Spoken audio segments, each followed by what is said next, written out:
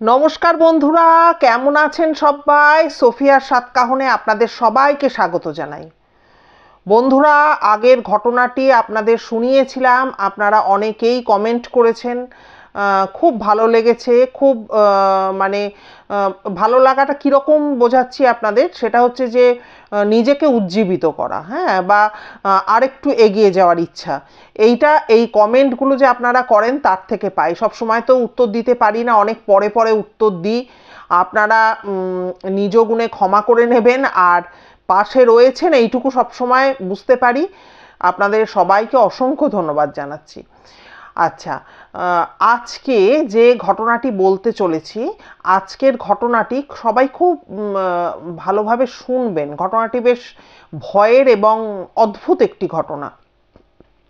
দেখুন, আমার এক দাদাভাই আছেন, ওনার নাম হচ্ছে শৈবাল কান্তি বসু। অলরেডি ওনার মেয়ে পামেলি বসুর ঘটনা আপনাদের শুনিয়েছি।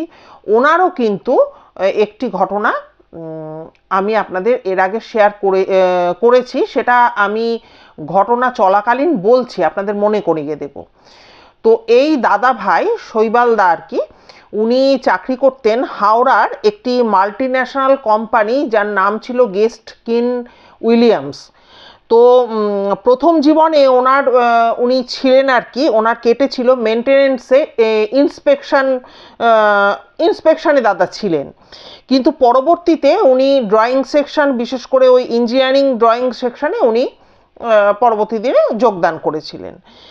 তো আজকে যে ঘটনাটি বলছি, ঘটনাটি প্রায় 30 থেকে 32-33 বছর আগের ঘটনা। আর তখন মানে ঘটনাটি ঘটেছিল, এর আগে শৈবাল বসুর যে ঘটনাটি শুনিয়েছিলাম সেটা প্ল্যান্টের বাইরে ঘটেছিল। আর এই যে আজকের যে ঘটনাটি বলতে চলেছি, এই ঘটনাটি ঘটেছিল কিন্তু প্ল্যান্টের ভিতরে।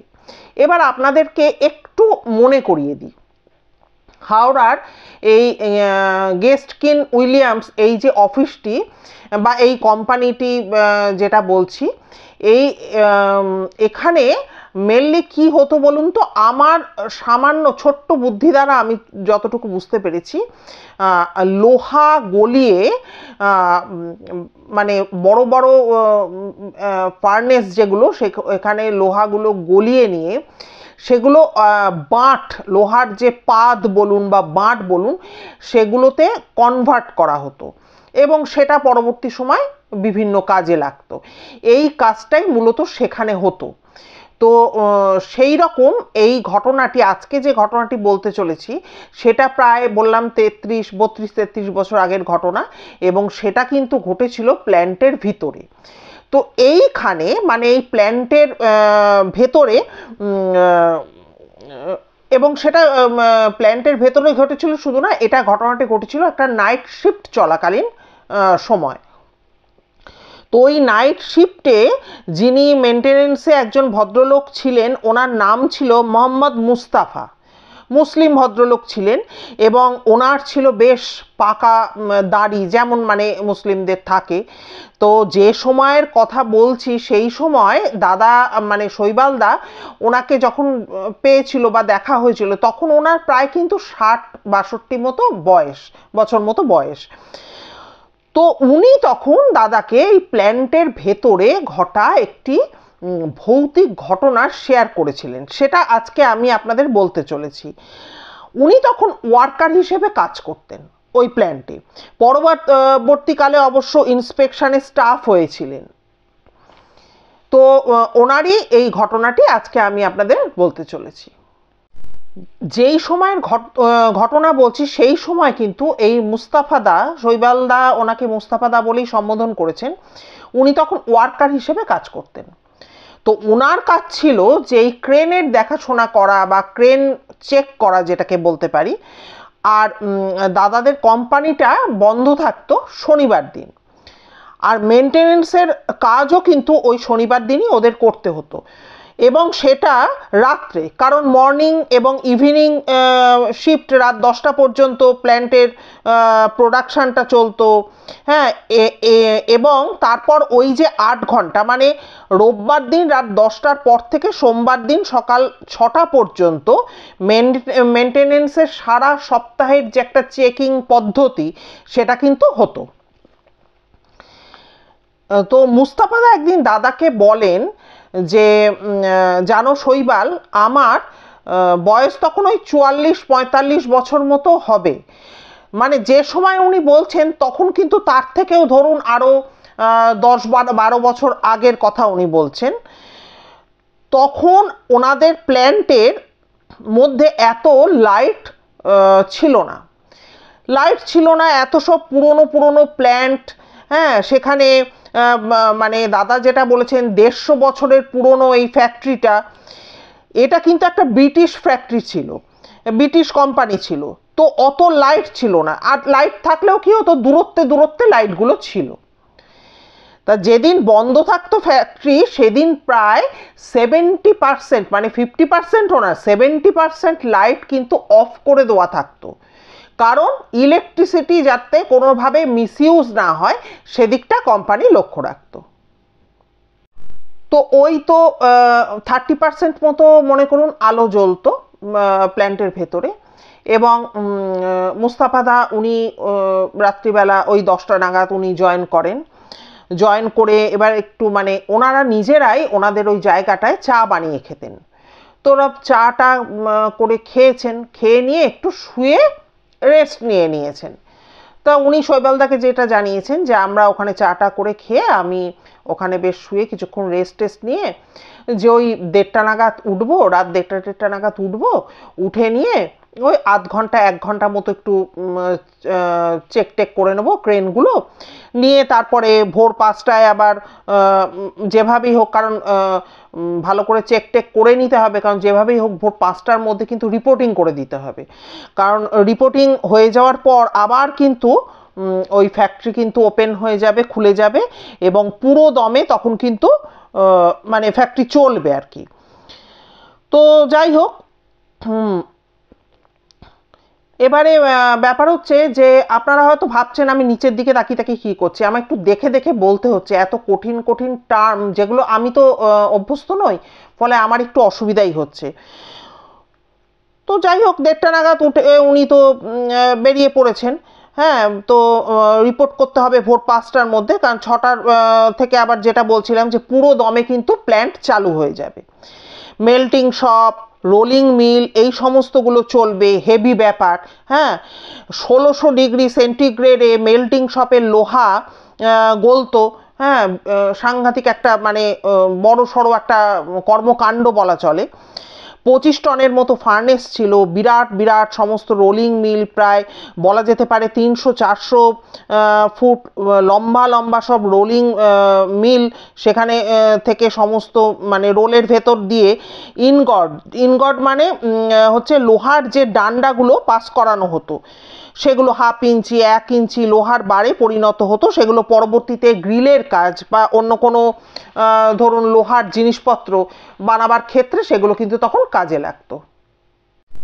এবারে মুস্তাফাদা তো কাজে গেছেন ওখানে, ওনার হাতে রয়েছে একটা হাতুড়ি, আরেকটা হচ্ছে রেঞ্জ মানে ওই যেটা দিয়ে টাইট দেওয়া হয়, বিভিন্ন নাট ফাটগুলো তো টাইট দেওয়া হয়।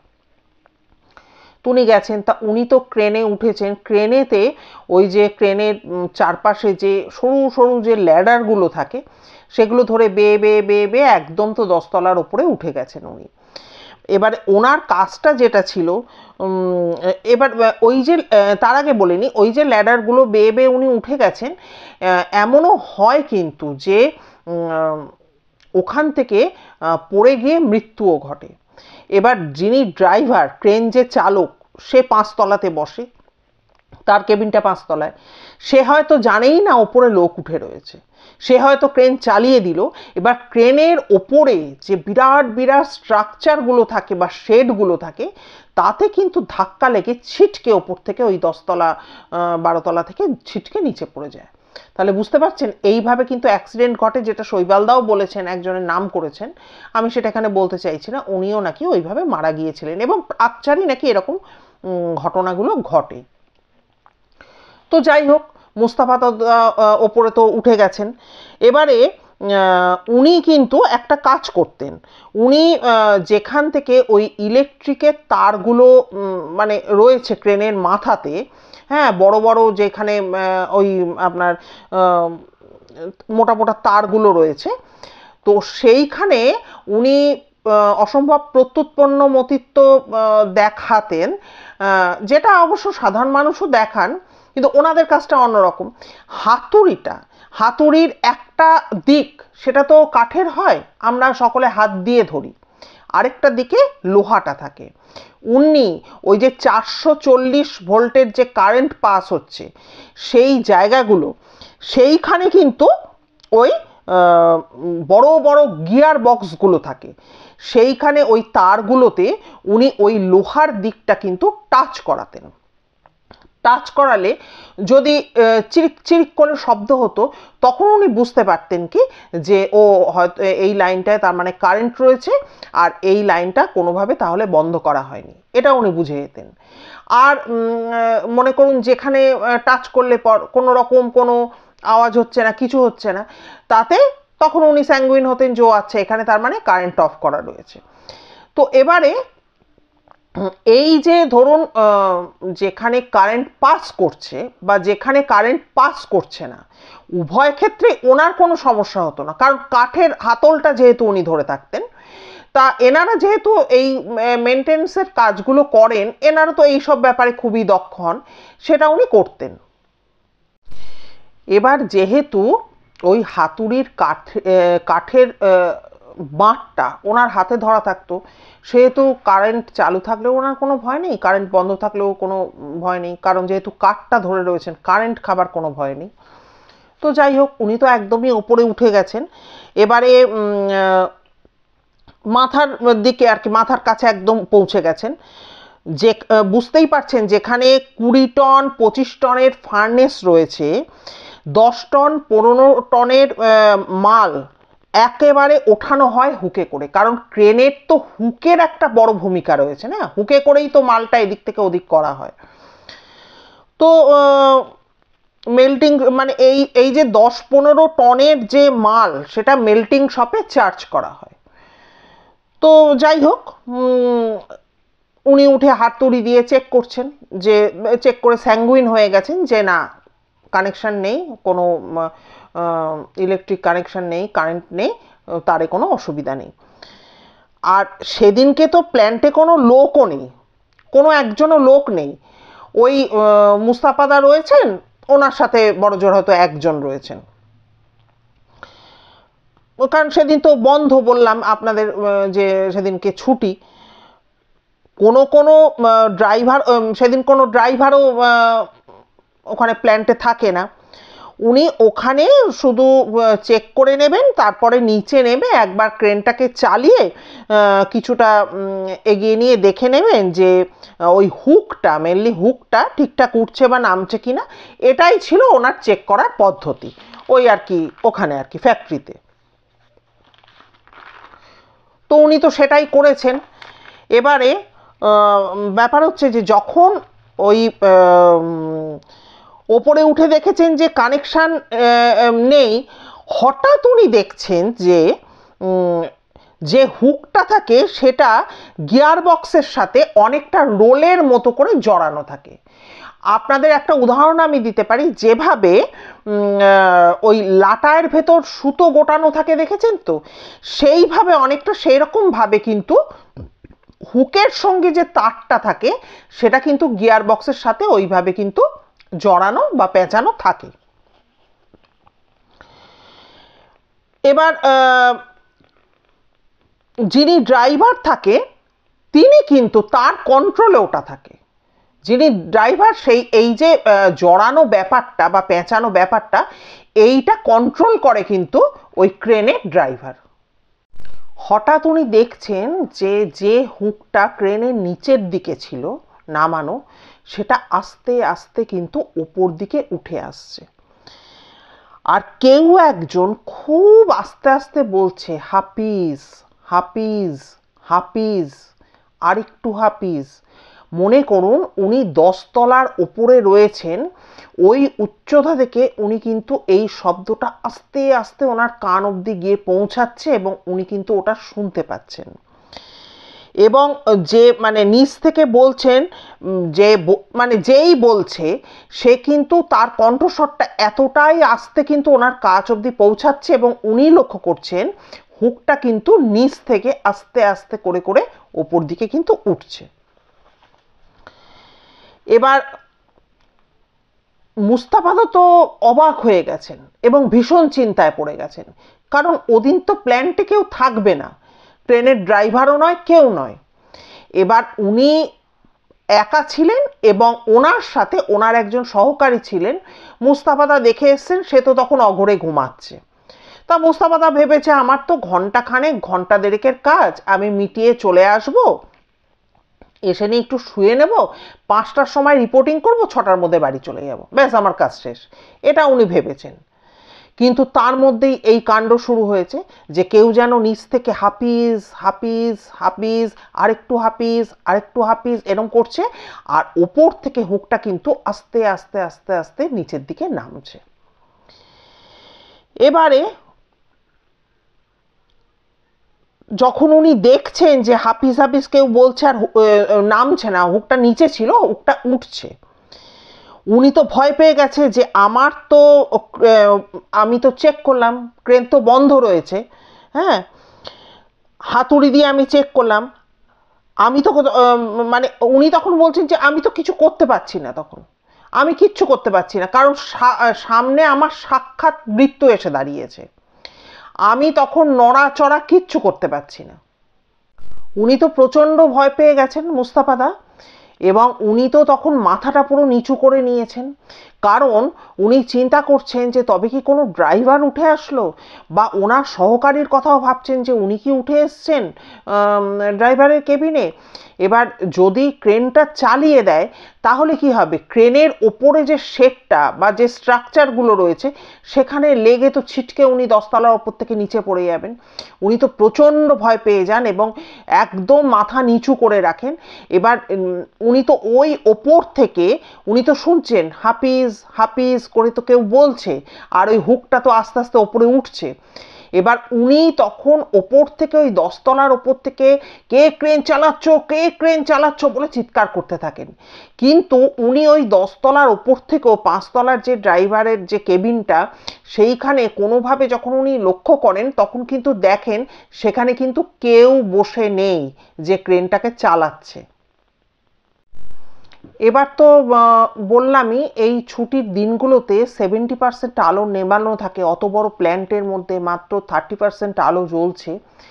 সেই আলোতে যতটুকু উনি দেখতে পাচ্ছেন তার ভিত্তিতেই ওনার মনে হচ্ছে ড্রাইভারের আসন ফাঁকা, তার কেবিনের মধ্যে কেউ নেই, এবং উনি ওপর থেকে মানে প্রাণপণ উনি চিৎকার করছেন যে যদি একটু আওয়াজও নিচ অব্দি পৌঁছায়, কেউ যদি সাড়া যায় যে যে ক্রেনটা চালাচ্ছে, কিন্তু সেরকম তো কোনো কিছু উনি তো ইয়ে করতে পারেন না, দেখতে পান না। হঠাৎ করেই তো উনি লক্ষ্য করেন যে এবার কিন্তু ক্রেন এগোনো শুরু করেছে, মানে ক্রেন যেখানে দাঁড়িয়েছিল সেখান থেকে আস্তে আস্তে কিন্তু ক্রেনটা এগোচ্ছে। এবার উনি তো পুরো শুয়ে পড়েছেন, ট্রেনের ওপরে যে বেডের মতো অংশটা থাকে সেখানে শুয়ে পড়েছেন, কারণ যদি উনি মাথা তুলে রাখেন তাহলে তো ওপরের স্ট্রাকচারে লেগে উনি তো ছিটকে পড়বেন এবং স্পট ডেথ হয়ে যাবেন। তো এরকম অনেক দুর্ঘটনা বা অ্যাক্সিডেন্ট ওখানে ঘটেছে ফ্যাক্টরিতে। তো উনি তো ওইভাবে শুয়ে রয়েছেন, দেখছেন যে ক্রেনটা আস্তে আস্তে করে কিন্তু চলছে, এবার একটা জায়গায় দাঁড়িয়েছে। এবার কেউ আবার নিচ থেকে বলছে আরিয়া, আরিয়া, আরিয়া। এবার উনি দেখছেন যে হুকটাকে মানে হুকটা নিচু হচ্ছে, মানে নিচের দিকে আসছে। হাফিজ কথার মানে হচ্ছে হুকটা, ক্রেনের হুকটাকে ওপর দিকে ওঠানো, আর আরিয়া কথার মানে হচ্ছে ক্রেনের হুকটাকে নিচের দিকে নামানো, মানে একটা কোড ল্যাঙ্গুয়েজের মতো আর কি। তো সেইভাবে মানে অনেকটা দেখবেন, আমি একটা উদাহরণ দিচ্ছি, যখন টিউবওয়েল তৈরি হয় তখন দেখবেন যারা ওই টিউবওয়েলটাকে বসাবার জন্য ওখানে কাজ করে তারা অদ্ভুত একটা নিজেদের মতো করে একটা গান মতো বেঁধে ফেলে। তা সেই রকমই এই হাফিজ আরিয়া ব্যাপারটা হচ্ছে তাই, হুকটাকে ওঠানো এবং নামানো। তো যতবার করে আরিয়া আরিয়া বলছে ততবার কিন্তু ওটা নামছে। এবার আস্তে আস্তে হুকটা নিচের দিকে নামছে। তো এবার মুস্তাফাদা তো প্রচণ্ড ভয় পেয়ে গেছে, উনি চুপ করে রয়েছেন, উনি না পারছেন না নামতে, উনি ডাকছেন কিন্তু কেউ কোনো সাড়া দিচ্ছে না। আর ওই উঁচু থেকে নিচে এদিক ওদিক দেখছেন শপের ভেতর কেউ আছে কিনা, না কেউই তো নেই, সব শুনশান চুপচাপ। এমন সময় উনি খুবই কিন্তু চিন্তায় পড়ে যান। মোস্তাফাদা তো শুয়ে পড়েছিলেন, এবার যখন উঠে দেখেন যে কেউ কোথাও নেই, অথচ আস্তে আস্তে করে চলছে, মানে ক্রেন চলছে। তো যাই হোক, একটা সময় একটা জায়গায় গিয়ে ক্রেনটা কিন্তু দাঁড়ালো এবং তারপরে কিন্তু ওই আরিয়া আরিয়া করে কিন্তু শব্দটা ভেসে এলো। এবার কিছুক্ষণ বাদে মুস্তাফাদা কিন্তু সাহস করে নামতে থাকেন ওপর থেকে। এবার নামতে নামতে যখন উনি ওই কেবিনের কাজটায় এসেছেন, কারণ নামতে তো হবে, কারণ ওপরে থাকলে তো রিস্ক, আরও তো মাথায় আঘাত লেগে উনি ছিটকে পড়ে যেতে পারেন। যাই হোক, উনি যখন 5 তলায় এসছেন তখন কিন্তু উনি দেখছেন ক্রেন সমস্ত কানেকশন বন্ধ, ক্রেন দাঁড়িয়ে গেছে। এবার কিন্তু ওই হুকটা যেটা সেটা কিন্তু আস্তে আস্তে ওই যে আরিয়া ওই শব্দের সাথে সাথে আস্তে আস্তে নামছে। তো উনি এসে যখন ড্রাইভারের ওই কেবিনের কাছে আসেন তখন উনি দেখেন যে কেবিন পুরো ফাঁকা এবং অদ্ভুত ব্যাপার, কেবিনে যে হ্যান্ডেলগুলো রয়েছে, মানে স্টিয়ারিং বলতে পারি আমরা, দেখবেন অনেকটা ট্রামে যেরকম স্টিয়ারিং থাকে, আপনাদের বুঝিয়ে যাতে আপনারা বুঝতে পারেন সেই জন্যই আমি বুঝিয়ে বলার চেষ্টা করছি। ট্রামে যেরকম স্টিয়ারিং থাকে, ট্রাম যখন চলে, যখন ড্রাইভার ওইগুলো ওই হাতলগুলোকে এদিক ওদিক ঘুরিয়ে ট্রামের গতি নিয়ন্ত্রণ করে বা স্পিড বাড়ায়, যাই বলুন না কেন, সেই রকমভাবে কিন্তু এই ক্রেনেরও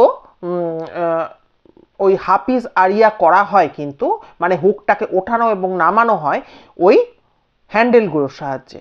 তো মুস্তাফাদা দেখেন ওই হ্যান্ডেলগুলো কিন্তু যথাস্থানে রয়েছে যেমন থাকার কথা, অথচ কানেকশান নেই, কিছু নেই, ক্রেন চলছে এবং ওই হুক কিন্তু ধীরে ধীরে তখনও পর্যন্ত নামছে। উনি তো প্রচণ্ড ভয় পেয়ে গেছেন মুস্তাফাদা। এবার উনি কি করেন, 5 তলায় যখন আসেন তখন উনি ওই কেবিনে গিয়ে ঢোকেন এবং ক্রেনটিকে চালান, পুরো সুইচ অন করেন এবং ক্রেনটিকে চালান। অদ্ভুত ব্যাপার হলো, ক্রেনটা কিন্তু এবার চলছে না। যে ক্রেনটা নিজের জায়গা ছেড়ে এতটা এগিয়ে এসছে, সেই ক্রেনটা যখন মুস্তাফাদা আবার করে চালানোর চেষ্টা করছে তখন কিন্তু ক্রেনটা চলছে না, যেটা কিছুক্ষণ আগেও চলছিল ড্রাইভার ছাড়া। যাই হোক, এবার উনি তো খুব সাংঘাতিক একটা অসহায় অবস্থার মধ্যে পড়ে যান। তিনি কেবিনেই কিন্তু চুপচাপ করে বসে থাকেন, কারণ কেবিন থেকে নামবার কোনো রাস্তা ছিল না।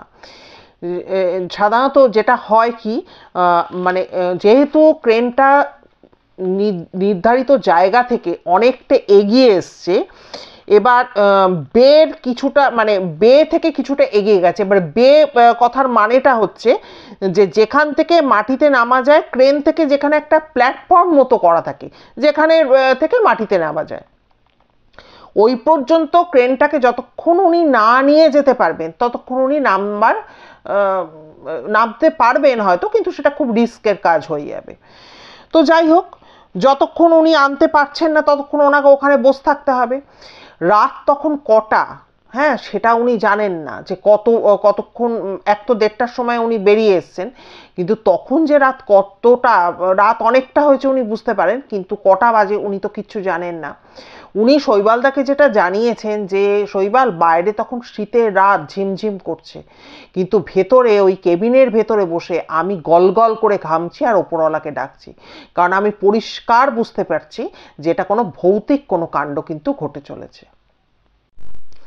যাই হোক, মানে সারাটা রাতই ধরতে গেলে 1:30 তো উনি বেরিয়ে এসছেন, তারপর থেকে যা ঘটনা ওনার সাথে ঘটে প্রচণ্ড আতঙ্কে উনি তো সারা রাত ওইভাবে তো প্রায় ওনার কাটে। এবং যখন আস্তে আস্তে ভোর হওয়া শুরু হয়, ভোরের আলো ফোটে, তখন কিন্তু উনি মানে সাংঘাতিক রিস্ক নিয়ে কিন্তু উনি আস্তে আস্তে ওই 5তলা থেকে উনি কিন্তু ওই বিভিন্ন ধরনের যে ক্রেনের আশেপাশে বিভিন্ন স্ট্রাকচার বা এগুলো ধরে ল্যাডার দিয়ে কোনোভাবে কিন্তু উনি নিচে নেমে আসেন। তো এবারে উনি দাদাকে যেটা বলেছেন শৈবালদাকে, যে এটা তো বা শৈবালদা পরেও নিজেও শুনেছেন যে যেহেতু ফ্যাক্টরি এরিয়া, এখানে বিভিন্ন রকম অ্যাক্সিডেন্ট হয়েছে, কেউ কেউ এমন হয়েছে রোলিং মিলের মধ্যে ঢুকে পুরো পেস্ট হয়ে গেছে, যেটা আর কি আমরা বলতে পারি চিড়ে চ্যাপ্টা হয়ে গেছে বা রোল হয়ে গেছে। তা সেই কারণেই কিন্তু ওখানে কান পাতলে ওই ফ্যাক্টরিতে তেনাদের উপস্থিতির কথা কিন্তু প্রায়ই শোনা যেত। তো আজকে এই যে শৈবাল বসু, শৈবাল কান্তি বোস ওনার নাম, সেই দাদাভাইয়ের যে ঘটনাটি আপনাদেরকে শোনালাম, আমি আপনাদের ট্রেনের বিভিন্ন ঘটনা শুনিয়েছি, হ্যাঁ, বাসেরও ঘটনা শুনিয়েছি, কিন্তু ক্রেনেও যে এরকম হতে পারে, আর হবে নাই বা কেন, ক্রেন থেকে পড়ে গিয়ে শুনলেনই তো অনেক মানুষ মারা যায় এইভাবে, অ্যাক্সিডেন্ট হয়। তো হয়তো সেরকমই কেউ হয়তো ক্রেনটাকে টেনে আনছিল বা চালাচ্ছিল সেই শীতের মধ্যরাতে। হ্যাঁ, তো যাই হোক বন্ধুরা, আজকের ভিডিও যদি ভালো লাগে তাহলে অবশ্যই কমেন্ট করে জানাবেন। আর যেহেতু আমি এই সমস্ত টার্মগুলোর সাথে অতটা রপ্ত নই বা এগুলো আমার কাছে নতুন বলতে গেলে, সেই জন্য একটু দেখে দেখে বলতে হলো, তার জন্য ক্ষমা প্রার্থনা করছি আপনাদের কাছে। আর অবশ্যই একটু কমেন্ট করবেন, তাতে যিনি আমায় ঘটনাটি শেয়ার করেছেন, শৈবালদা অনেক দিন আগে আমায় শেয়ার করেছেন, অনেক মাস আগে, আজকে বললাম, আমারও বলতে পেরে ভালো লাগলো। জানি না আপনাদের কেমন লাগবে, আপনারা কমেন্ট করে জানাবেন। আর যদি আপনাদের কাছে এরকম কোনো ঘটনা, সত্যি ঘটনা থেকে থাকে বা কারোর মুখ থেকে শুনেছেন, ভৌতিক বা কোনো অলৌকিক ঘটনা যেটা এখনো পর্যন্ত কোনো চ্যানেলে শেয়ার করেননি, তাহলে যদি এই প্ল্যাটফর্মে বলতে চান তাহলে আমাকে প্লিজ একটু নক করবেন। আর নতুন পুরনো সমস্ত বন্ধুদের কাছে আমি অনুরোধ করব, যদি ভিডিও ভালো লাগে তাহলে একটু ফ্রেন্ডস ফ্যামিলির মধ্যে ছড়িয়ে দেবেন, আমাদের পরিবারটা তাহলে আরেকটু বড় হবে। আর নতুন বন্ধুরা যারা এতক্ষণ ধরে আমায় শুনলেন তাদের অসংখ্য ধন্যবাদ জানাচ্ছি। যদি ভিডিও ভালো লাগে প্লিজ একটা লাইক করে সাবস্ক্রাইব করে নেবেন এবং অবশ্যই বেল আইকনের অলে গিয়ে প্রেস করবেন, তাহলে আমার বলা যে কোনো ভিডিও নোটিফিকেশান চটজলদি আপনারা পেয়ে যাবেন। আর কি বলবো, সবাই ভীষণ ভীষণ ভালো থাকবেন, সুস্থ থাকবেন। দেখা হচ্ছে খুব তাড়াতাড়ি নতুন ভিডিওর সাথে। নমস্কার।